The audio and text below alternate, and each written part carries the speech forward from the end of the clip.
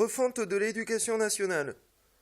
Je m'adresse à la plus grande nation qui est en train d'organiser la plus grande élection jamais vue, quoi. 800 millions, je crois, qui sont attendus au vote.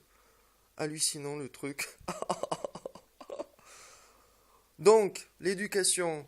Alors, l'ère où l'humain devait être un esclave en vissant des boulons toute la journée, et puis ton fils fera pareil, puis etc. Les castes, les castes. C'est fini. En termes de économie, car l'éducation est liée à l'économie. Voilà. Donc, je m'adresse à l'Inde parce que là, on peut faire quelque chose de significatif. Puisque si je prends juste uniquement votre système éducatif, hein, qui partitionne encore les différentes couches sociales, je peux accélérer non seulement ce processus et l'abroger au niveau structurel, mais au niveau structural, le renforcer. Je m'explique. Si nous naissons tous libres et égaux en droit, tel est le rôle du gouvernement à le faire appliquer. Mais c'est pas possible sur le terrain. Il y a encore ce sentiment de supériorité à l'autre, etc. Mais imaginons, tu veux créer une école privée, pro supérieur de la classe sociale numéro 3? Très bien, crée ton école privée. Mais le gouvernement est là pour envoyer des observateurs sous différents noms, ou qui sont sur place carrément, qui voient, qui font le rapport au gouvernement, ils passent un concours national, puis régional, puis international. C'est prêt hein, au niveau structure. Hein. Tous les juges sont là, hein, ils commencent à classifier le niveau d'éducation en mathématiques, etc., etc.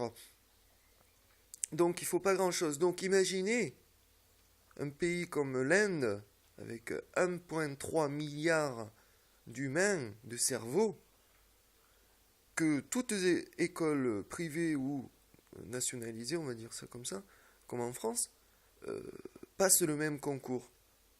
Et ils vont accepter au niveau caste, etc. Parce que, pour prouver qu'ils sont le niveau supérieur à l'autre, hein, et l'autre qui est en dessous, il va vouloir prouver qu'il peut péter la gueule au niveau supérieur.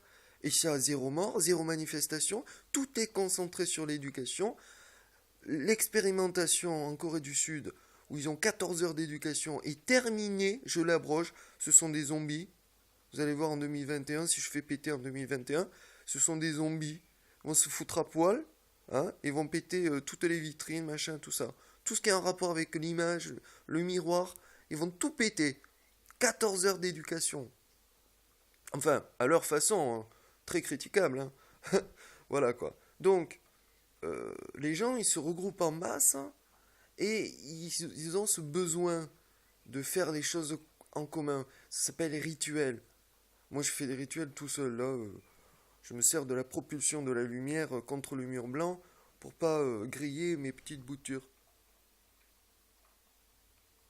Et on entend le glouglou de l'eau entre mes pipis en bouteille, hein, que si on me fait chier, je verse au moins 50 litres de pipi fermenté sur la gueule de celui qui vient me gueuler. Monsieur Vendée, tac tac tac. Monsieur Vendée, tac tac tac. Donc voilà, et je fais mes rituels tous les jours au rythme de la plante, la fleur, dans le contrat Gaïa. Donc, toute l'éducation indienne, si vous m'appuyez là-dessus, c'est toute la région qui tombe, dont la Chine, qui ont aussi, je crois, 1,4 milliard de cerveaux. Alors, en passant un concours national, régional et international, sur qui est le plus fort, les différentes structurales, donc les castes sociales, par exemple, en Inde, vont vouloir se concurrencer, mais au niveau de l'éducation. Donc, qui va créer le meilleur système d'éducation? Nous, on ne peut pas savoir.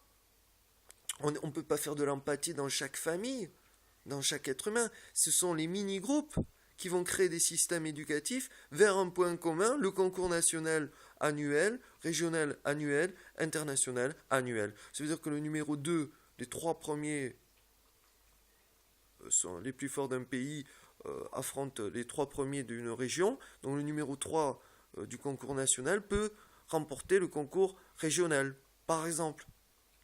Et là, c'est l'induction du contrôle sur la masse. Et ça, c'est le Graal du Graal.